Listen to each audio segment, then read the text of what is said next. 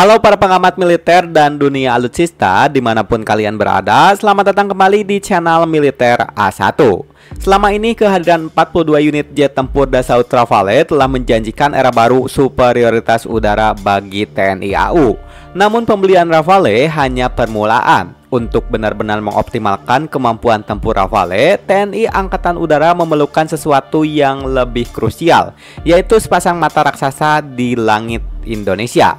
Pesawat Airborne Warning and Control System atau AWACS. Tanpa AWACS, kemampuan radar canggih Rafale akan terbatas.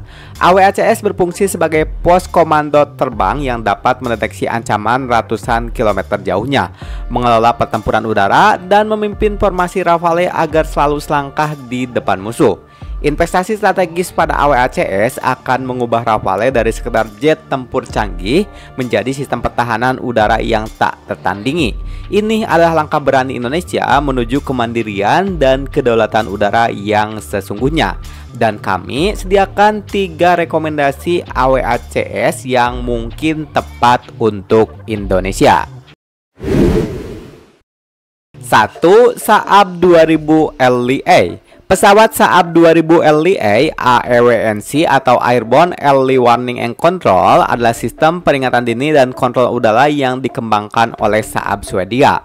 Pesawat ini menonjol karena menggunakan platform pesawat turboprop regional Saab 2000 yang dikenal akan kecepatan tinggi dan ketahanannya. Fitur paling khasnya adalah instalasi radar LEA, sebuah Active Electronical Scan Array yang berbentuk balok panjang, dipasang secara permanen di atas badan pesawat. Tidak berputar seperti rotodom tradisional, radar LEA memberikan cakupan pengawasan hingga 300 derajat dengan jangkauan deteksi melebihi 450 km.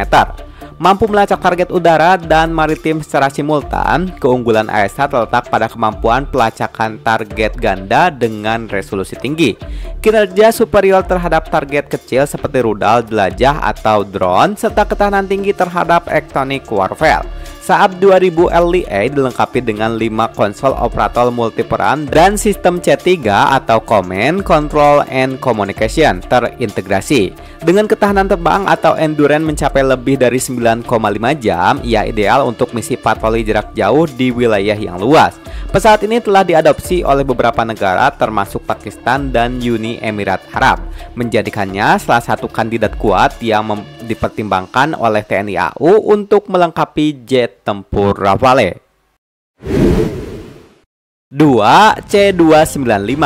Varian Airbus C295 Airborne Early Warning and Control atau AEWNC adalah upaya Airbus untuk menawarkan solusi AWACS yang terjangkau dan efisien berdasarkan platform pesawat angkut taktis yang terbukti andal, C295. Pesawat turboprop bermesin ganda ini menawarkan perhatian karena biaya operasional yang rendah dan kemampuannya untuk beroperasi dari landasan pendek atau STOL, termasuk dari landasan yang kurang siap. C29E AEWNC dirancang dengan memasang radar rotodom berputar di atas badan pesawat yang dikembangkan bekerjasama dengan IAI atau ELTA dari Israel, menggunakan radar EL W2090 AESA. Radar ini mampu memberikan cakupan pengawasan 360 derajat penuh dan diklaim menawarkan waktu on station yang cukup lama dengan daya tahan terbang hingga 8-11 jam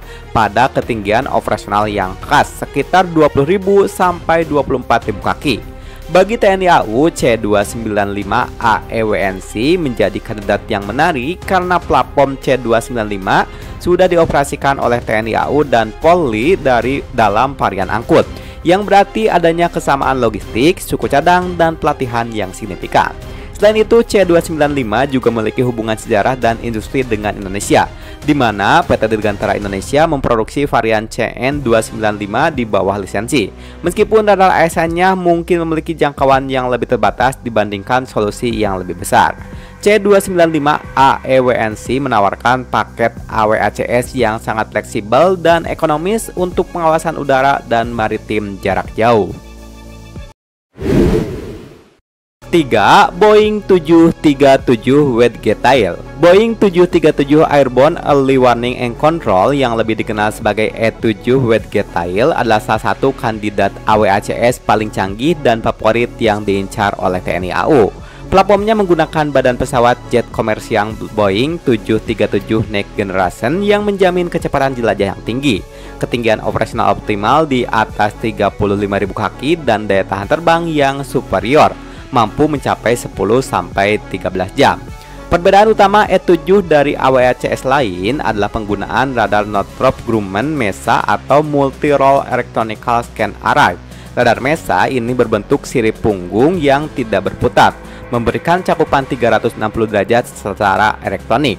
Keunggulan AESA terletak pada kemampuan pelacakan ratusan target utama dan maritim secara simultan dengan resolusi tinggi, jangkauan deteksi yang melebihi 600 km, serta resistensi yang kuat terhadap electronic warfare. Di dalam kabinnya yang luas, E-7 menampung hingga 10 konsol operator misi, menjadikan pos komando terbang yang ideal untuk mengarahkan formasi jet tempur seperti Rafale dan memonitor seluruh ruang pertempuran.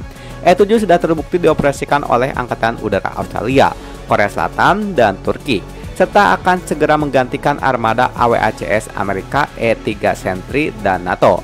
Kemampuan teknis dan interoperabilitasnya menjadikan E-7 standar emas AWACS untuk pertahanan udara modern. Keputusan TNI AU untuk mengakuisisi pesawat AWACS sebagai pendamping Rafale bukan sekedar penambahan alutsista, melainkan perubahan paradigma pertahanan. Kombinasi ini memastikan bahwa setiap Rafale yang mengudara akan didukung oleh informasi real-time yang tak tertandingi, mengubah medan pertempuran menjadi papan catur yang dikontrol penuh oleh Indonesia. Dengan kemampuan command, control, and komunikasi yang superior, AWACS memungkinkan pilot Rafale untuk melakukan manuver taktis dan pencegatan dengan presisi mematikan. Akuisisi AWACS adalah garansi keamanan strategis di tengah dinamika geopolitik kawasan. Ini menegaskan komitmen Indonesia untuk menjaga wilayah udara dan maritimnya, sekaligus mengirim pesan tegas bahwa kedaulatan negara adalah harga mati. Kombinasi AWACS Rafale adalah puncak modernisasi yang akan menempatkan TNI AU sebagai kekuatan udara regional yang patut diperhitungkan. Nah, seperti itu pembahasannya. Menurut kalian, AWACS mana yang paling pantas untuk mendampingi jet tempur Rafale? Tuliskan pendapat kalian di kolom komentar supaya nanti kita bisa berdiskusi bersama-sama. Terima kasih telah menonton, sampai jumpa di video berikutnya.